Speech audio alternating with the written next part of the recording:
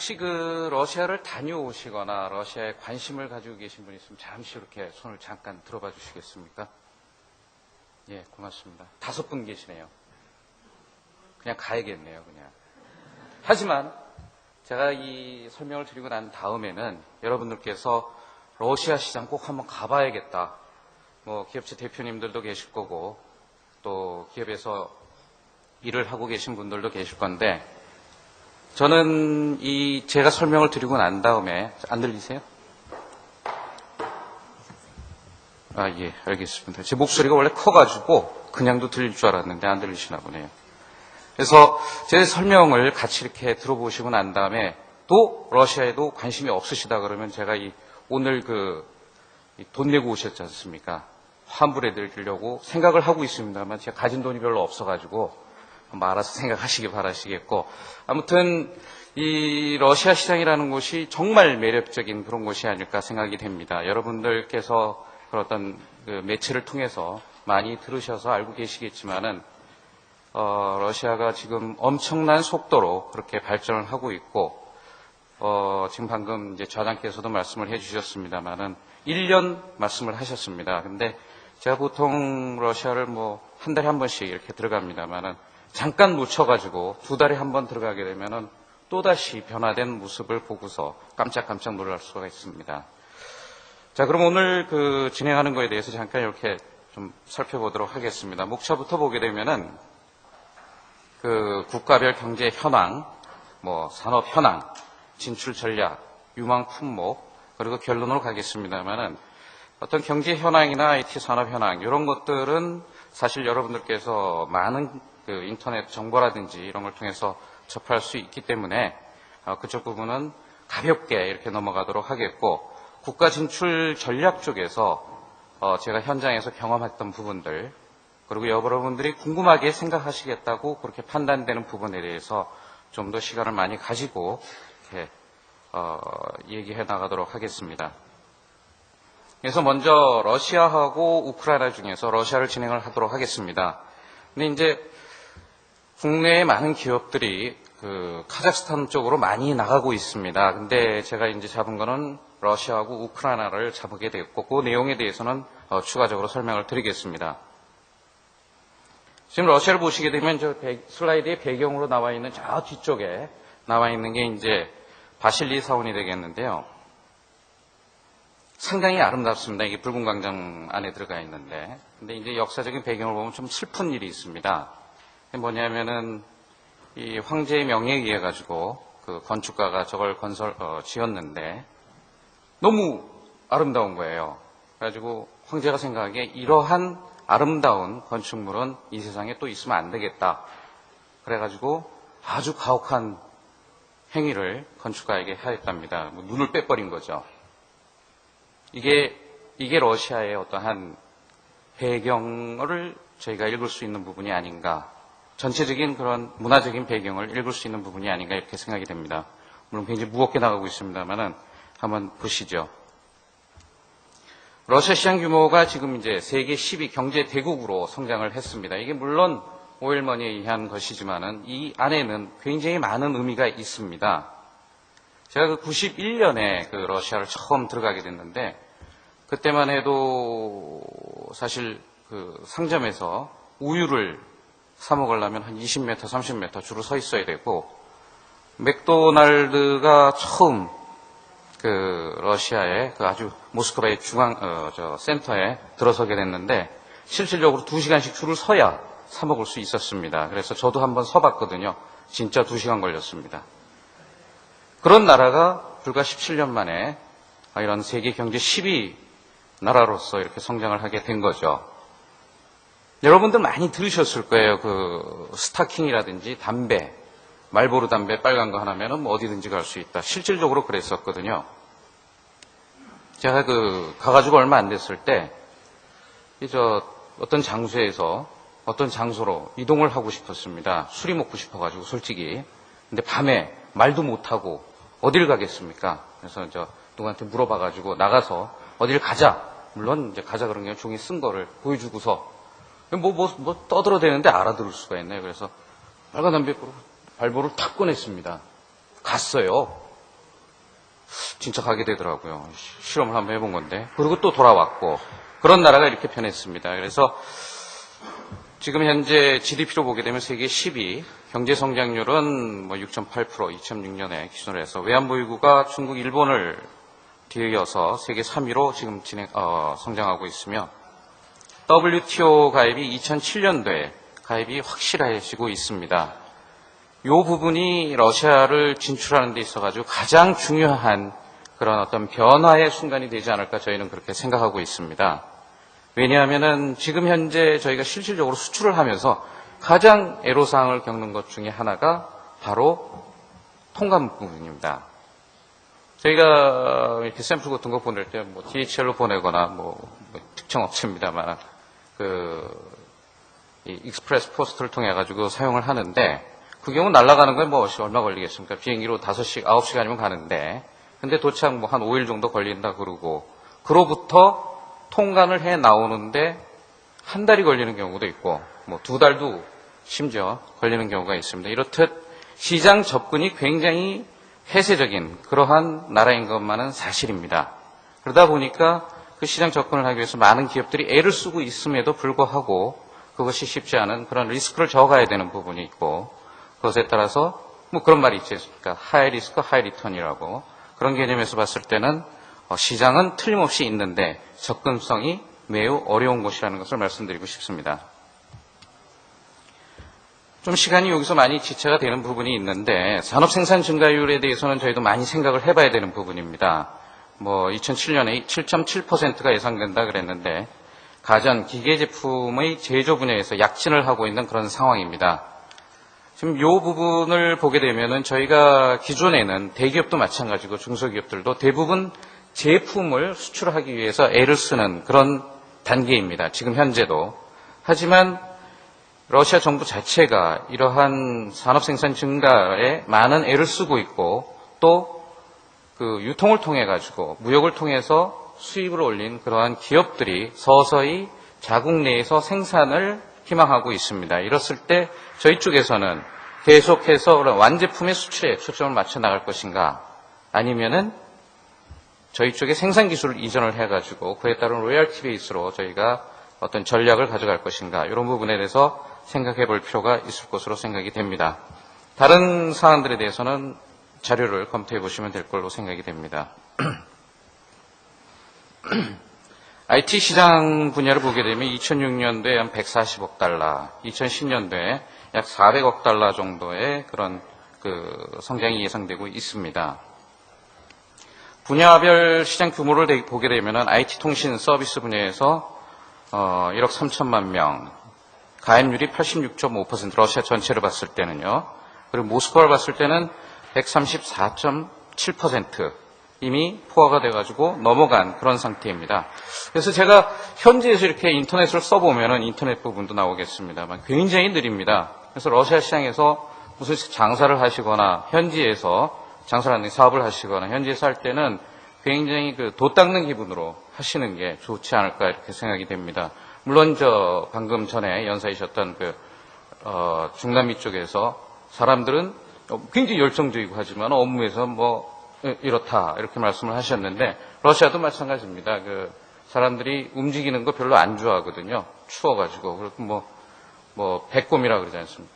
시베리아 백곰, 예 맞습니다. 그렇게 얘기하듯이 상당히 좀 느린 그러한 상태가 많은데 실제로 인터넷을 써봐도 매우 느린 상태에서 어렵게 진행되고 있습니다. 하지만 우리가 처음에 전화 다이얼 모뎀을 썼고 그 다음에 ADSL, VDSL 해가지고 지금 와이브로 시대까지 이렇게 와 있습니다만은 러시아 같은 그런 어떤 후발 그런 국가에서는 그 중간 단계를 거치지 않고 바로 다이얼 모뎀에서 와이파이를 그대로 쓰고 있는 그러한 상태도 지금 볼 수가 있습니다. 마찬가지로 전화 보급률 그러니까 일반 PSTN 라인이 에서 그 보급률이 겨우 100명당 28.8명밖에 안 되는데 바로 휴대폰 시장으로 넘어가는 그런 것을 보면은 그런 점을 알 수가 있을 겁니다. 전자상거래 규모라든지 인터넷 뱅킹 등등 해가지고 아직 초기 분야인 것은 틀림이 없을 것으로 보입니다. 중요한 부분이 되겠는데 이 러시아 프로젝트라 그래가지고 러시아 정부에서 IT 산업을 집중적으로 육성을 하자 해가지고 저기 아시는 분이 와 계시네요. 감사합니다. 예, 26억 불의 그런 예산을 투자해가지고 2002년부터 2010년까지 그런 정부에서 집중적으로 육성하는 그런 부분이 있습니다. 이 부분에 대해서도 뒤에 가서 다시 한번 어떤 식으로 어떠한 전략을 가지고 이 시장에 접근할 것인가를 알아보도록 하겠습니다. 자, 러시아 시장의 특징, 이 부분에 좀 많은 시간을 좀 같이 할애하고 싶습니다. 그래서 고급 시장이다, 소비 시장의 핵심 트렌드가 바로 고급 시장이라는 것이고, 모스크바는 고급 시장, 중소도시는 중저가 시장이다, 그렇게 표현이 되어 있습니다. 실질적으로 이 나라 사람들이 실제 소득은 한 2,000불, 3,000불 된다고 하더라도 이 사람들이 실질적으로 소비를 할 수 있는 그런 구매력은 우리나라 사람보다도 훨씬 높지 않을까 이런 생각을 갖습니다.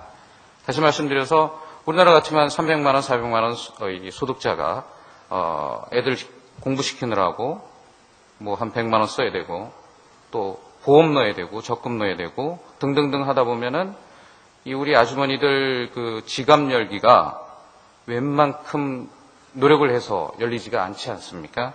반면에 이 사람들은 저축이라는 개념이 거의 없습니다. 그냥 벌면 다 쓴다. 그러다 보니까 실제 전자상가 같은 데 가보면은 저희는 PDP TV들 있지 않습니까? 그걸 사가지고 둘이서 낑낑낑낑 거리고 가요. 그래가지고 자기 차 싣고 가가지고 설치를 한다 이 말씀이죠. 그만큼 이 구매력이 높은 것을 이 소비자 이 지갑 열기를 되게 그렇죠. 쉽지 않게 열 수 있는 그런 상황들이 있습니다.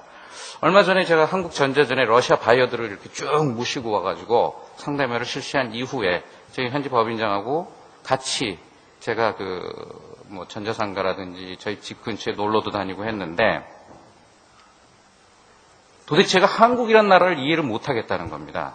이 친구가 이제 현지에서 삼성전자에 한 13년 근무를 했던 친구인데 한국 사람들하고 얼마나 많은 미팅을 했을 거며 한국에 와서 수십 차례 왔죠. 와가지고 그 겉모습을 보고서 한국이라는 나라가 이런 나라다라는 거는 감을 잡고 있었는데 마침 저한테 전화가 왔어요.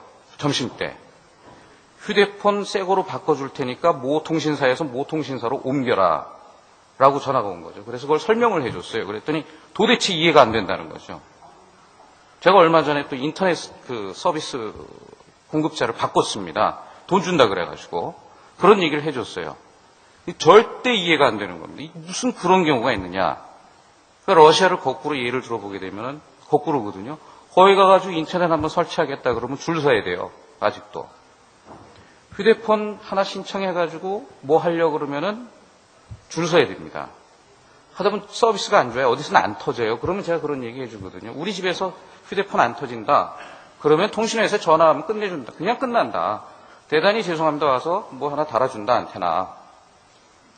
이런 컨셉을 가지고 러시아에 들어가가지고 저희가 소비자들, 엔드 유저는 아니겠지만은 그런 파트너들하고 일을 한다 그랬을 경우에 그 사람들이 굉장히 좋아할 것 같지만은 그 사람들은 그걸 별로 안 좋아합니다.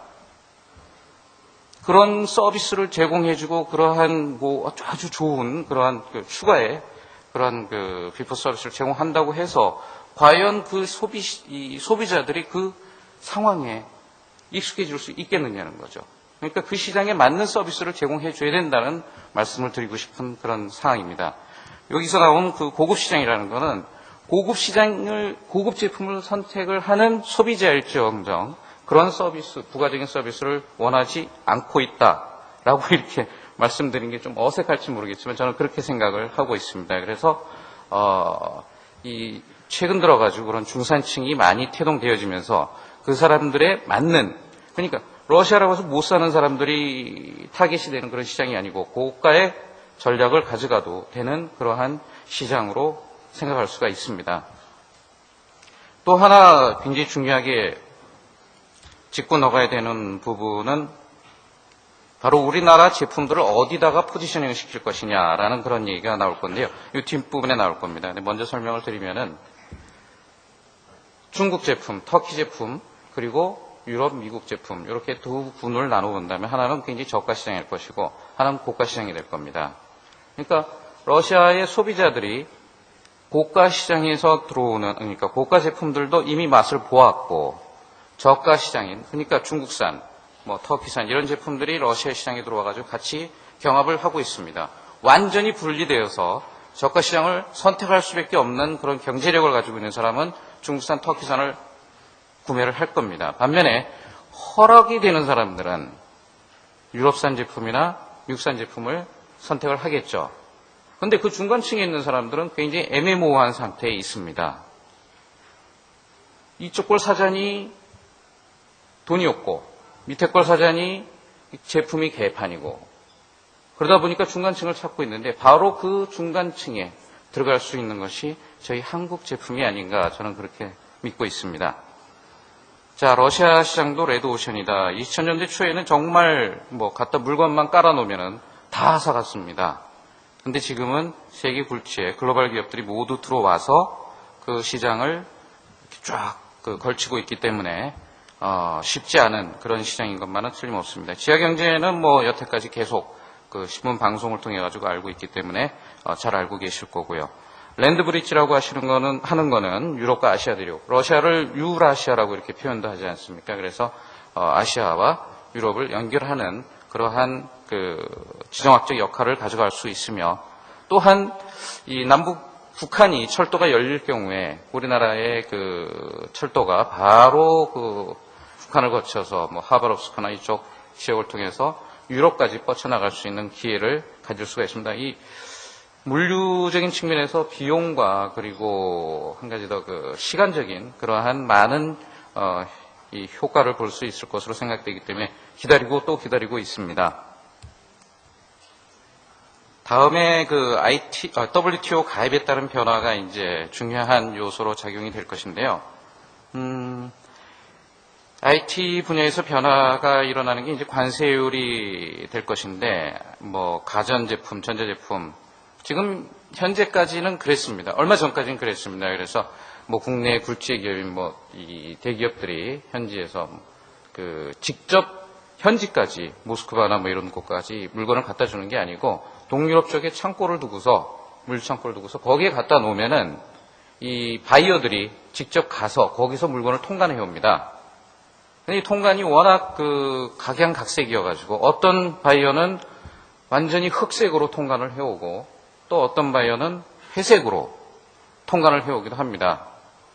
이 중량을 재가지고 관세를 때리는 경우도 있습니다. 그래서 냉장고 한 대를 들여오는데 냉장고 무게가 보통 한 30kg, 40kg 더 되나요? 뭐 50kg라고 치죠. 50kg가 들어와야 되는데 실제 재보면은 이게 100kg거든요. 냉장고 안에 전부 다 그 휴대폰을 재가지고 그래서 들어온 거죠. 그러면은 이거 완전 흑색, 뭐 냉장고는 뭐 화이트로 통관됐지만은 안에 들어있는 이 휴대폰들은 전부 다 그 흑색 통관이 되어졌기 때문에 그만큼 그 바이어들이 나름대로 이익을 챙길 수가 있었습니다. 근데 작년, 재작년에 정부에서 특별 조치를 내려가지고 이렇게 통관되는 걸 모두 압수를 해버렸어요. 그게 수천만 불어치입니다. 그러다 보니까 난리가 난 거죠. 휴대폰 가격이 갑자기 막 거짓말입니다. 수십 퍼센트가 올라가 버리게 되는 거예요. 없어요. 품절 현상이 일어난 겁니다. 갑자기. 이런 식으로 정부는 통제를 하고 있지만은 그에 따른 하부 조직인 관세를 하고 있는 그런 세관원들은 따라오질 못하고 있습니다. 그래서 저희 같은 이런 무역 하시는 분들, 기업 하시는 분들이 그 부분에 있어가지고 굉장히 어려워하고 계시는 거죠. 이게 투명화되어 버리면 정식 통관시켜가지고 들여오면 되는데 그렇지 않고 어떤 경우에는 세관원들이 백색 통관을 시키기 위해 가지고 뭐 백색 통관이라 그래도 실제로 좀 투명하면 괜찮은데 거기에 엉뚱한 서류들 막 때려 부어가지고 갖고 와라 그러면 갖다 줘야 되거든요. 러시아에서는 그 어떤 공무원들하고 악유라는 게 없습니다. 큰일 납니다.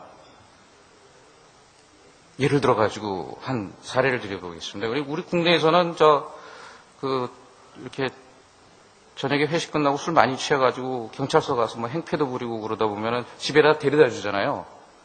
그 생각을 가지고 러시아에 온 모 출장자가 그 생각을 가지고 술 먹고 경찰한테 엉갔다가 엄청 맞고 벌금 내고 그리고 뭐 추방당하고 이런 현상들이 있습니다. 그래서 거기는 공무원들하고는 절대 악유하면 안 되고 뭐 가져오라면 갖다 줘야 되고 뭐 하라면 뭐 하고 그렇게 해가지고 그냥 물건을 빼내는 게 좋은 현상입니다. 그만큼 리스크가 존재하는 거죠. 거기에도.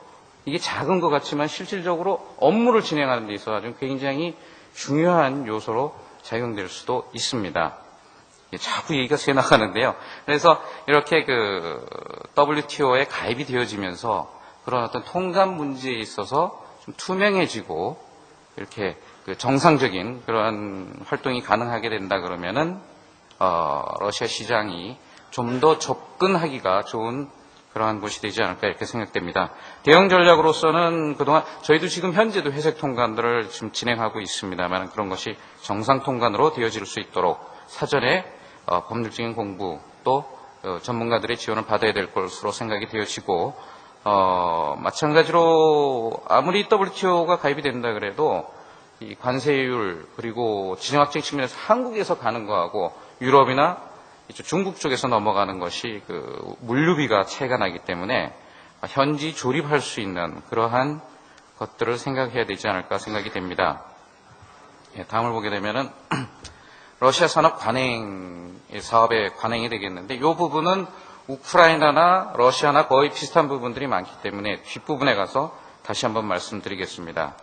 진출 전략에 대해서 말씀드리게 되면은 지금 현재는 단순하게 수출 위주로 많이 가고 있습니다. 반면에 이 자동차 분야 같은 경우는 현지에서 이제 조립 생산이 이루어지고 있는데 마찬가지로 뭐 삼성, LG 모두 현지에서 조립 공장을 세워 나가고 있습니다. 그것에 따라 가지고 현지에서 국산화를 해 나가는데 정부에서 그 어떤 강제적인 조항으로 국산화율을 만들어 놓고 있습니다. 그럴 경우에 이제 그 관세 유예 조항이 나오게 되는데 예를 들어 가지고 5년 내 50%의 국산화를 해라 하면은 이런 대기업들은 그 조항을 이 규정을 지켜나가야 되기 때문에 반드시 그걸 해나가려고 노력을 합니다. 반면에 그 현지에서 조립 생산을 해나가는데 그 부품들을 조달할 수 있는 현지 기업들이 없습니다. 그러다 보니까 정부에서 만드는 규정은 있고 실질적으로는 시행이 안 되고 그렇다면 저희 같은 중소기업들이 요 틈새를 차고 들어갈 수 있는 부분들이 있습니다. 물론 이제 그 현지에 공장을 세운다던가 현지 뭐 조립 공장이면 되겠죠. 조립 공장 뭐 크지 않게 그렇게 해가지고 진출을 해서 바로 우리 그 국내 대기업이 현지에 설치한 현지 공장에 납품할 수 있는 그런 기회도 만들어 나갈 수가 있을 것이고요.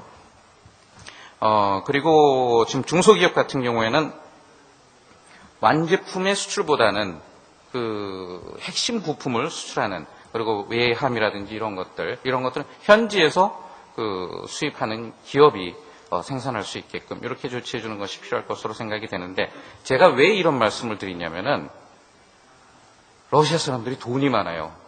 현금이 많습니다. 저희 아직도 LC 거래 한 번도 해본 적 없거든요. LC 거래 하려고 그러면은 몇몇 기업들이 이제 좀 해외랑 거래를 해보고 난 다음에 LC 거래 좀 하자 그래가지고 그래 좋다 그러면 이런 조건으로 열어둬 하면은 손들어 버립니다. 그냥 은행에서 대출 받을게. 대출 좀 무슨 퍼센트가 굉장히 높습니다. 뭐 30% 뭐 이렇게 나가거든요. 그래도 그냥 TT 거래를 하는 게 더 낫다 그럽니다. 그만큼 이 러시아 사람들이 가지고 있는 현금 능력이 있기 때문에 그 현금을 어디다 어떻게 써야 될지 모를 정도로 이렇게 고민을 하고 있는 기업들이 많이 있습니다. 실예로 저희한테 야, 공장 하나 세우게 아이템 좀 줘 그러는 큰 사장님들이 계십니다. 우리나라에 얼마나 많습니까? 좋은 아이템들이. 근데 거기에서는 생산은 안 되고 있고 중국제 갖다가 뿌려봤자 이제는 한계에 도달하는 것으로 그 사람들은 느끼고 있고 그렇다고 선진 제품을 갖다 하자 그러니 좀 어렵고 만만한 게 없다 이런 거죠. 만만한 게.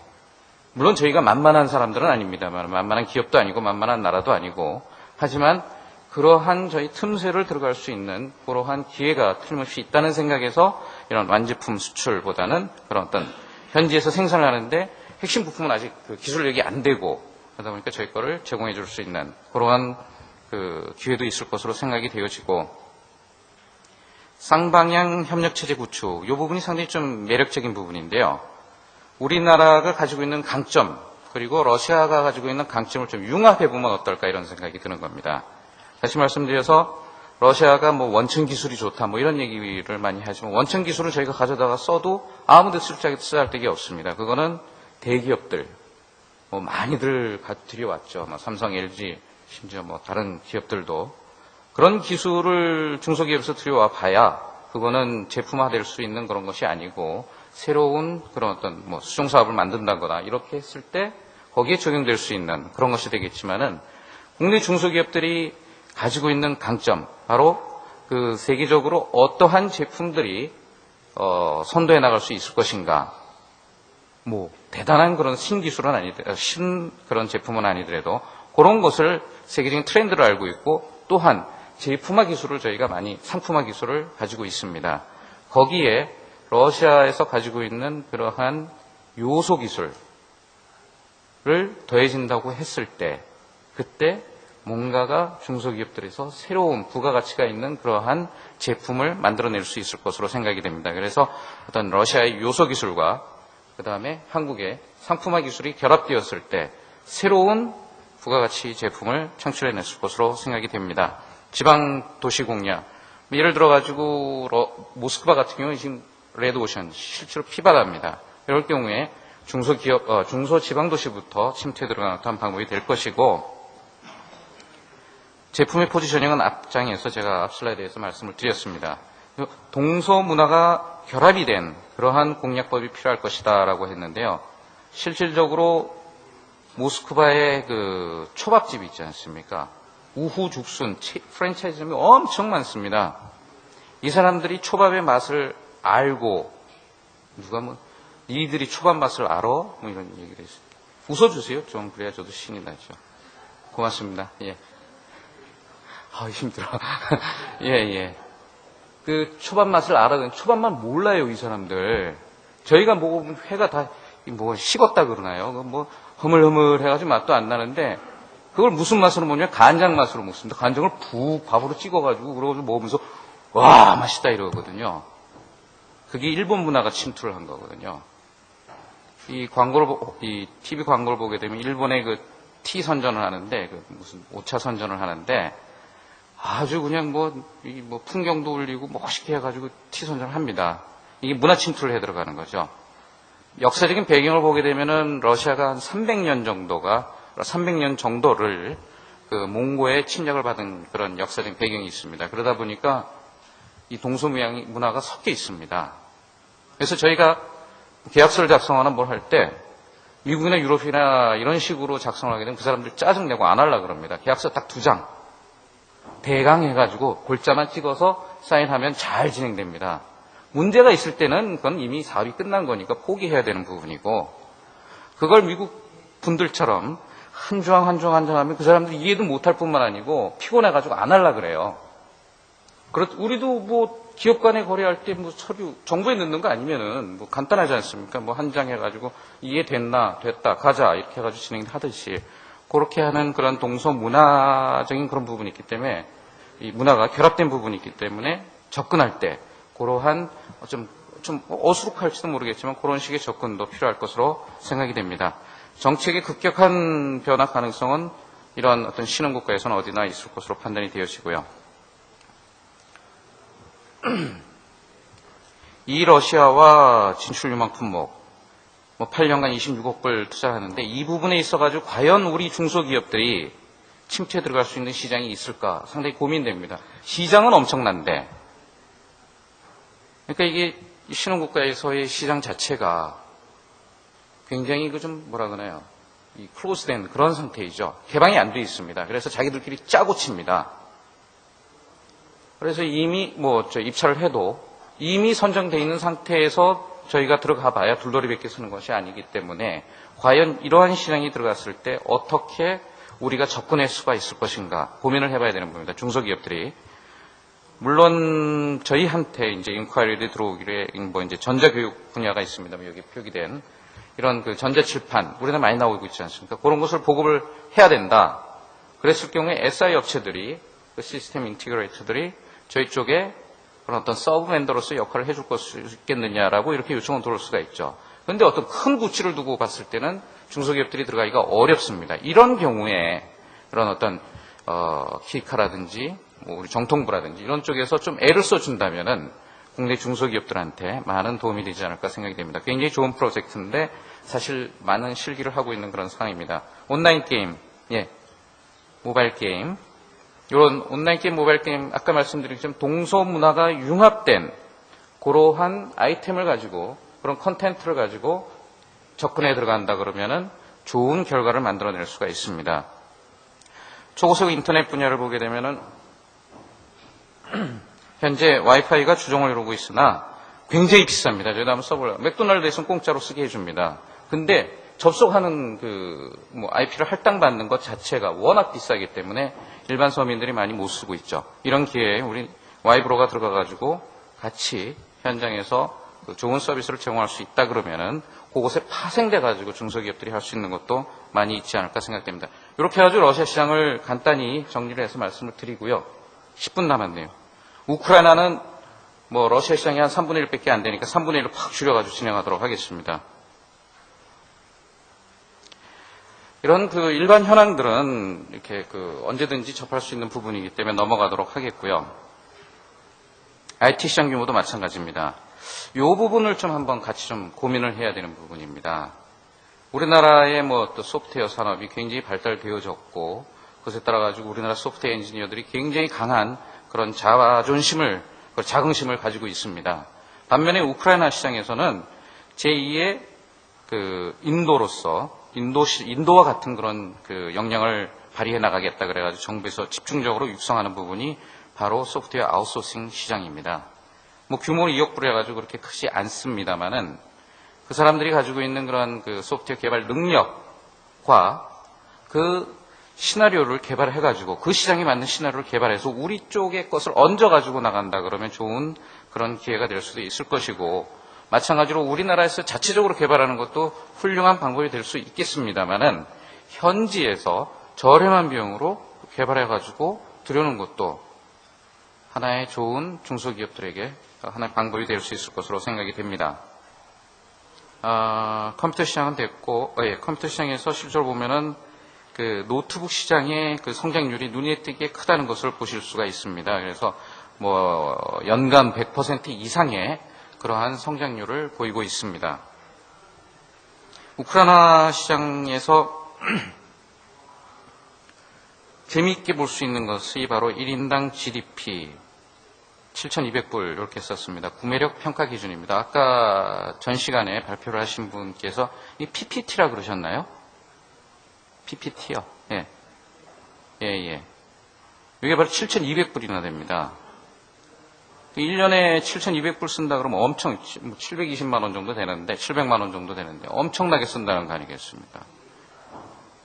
소비를 하는데 그만큼 돈 생기면 무조건 쓴다. 지갑 열기 쉽다. 이런 컨셉을 가지시면 될 것 같습니다. 제가 실질적으로 택시를 타고 세인트 피터스버그 공항에 가기 위해 가지고 택시기사하고 앉아가지고 얘기를 나눈 적이 있는데 어떤 얘기하다 이런 비슷한 얘기가 나왔습니다. 니네 나라 사람들은 돈 진짜 잘 쓴다. 우린 돈 안 쓰려면 손 떨리는데 니들 왜 그러냐고 저한테 묻더라고요. 그래서 애들 공부시켜야지, 병들까봐 보험 들어야지, 또 적금 들어야지 등등등 아까 했던 얘기입니다. 그랬더니 이상하게 생각하는 겁니다. 야, 내일 걱정은 내일 해. 사실 인생이 그 사람 얘기가 맞을 수도 있고 제가 얘기한 것도 맞을 수가 있습니다만은 사업가적인 측면에서 봤을 때는 야 이거 돈 되는 시장이다라고 느낄 수가 있을 겁니다. 지하 경제 규모는 러시아가 한 40% 정도가 됐는데 50% 정도 되고 있습니다. 이 얘기는 뭐냐면은 러시아나 우크라이나나 이 투명한 경영을 하게 되면 회사가 망한다라는 그런 얘기입니다. 결국 어떤 불합리한 그런 세금 정책이라든지 이런 것들 때문에 공개적으로 투명하게 사업을 실행할 수 없다라는 겁니다. 그래서 페이퍼 컴퍼니 만들어가지고 하다가 세금 나올 때 되면 접어버리고 이렇게 하는 경우가 많이 있습니다. 물론 마피아하고 관련된 부분도 있습니다만 대러시아 의존도를 보면은 수출 21%, 수입 36% 이런 상황이 되고 있습니다.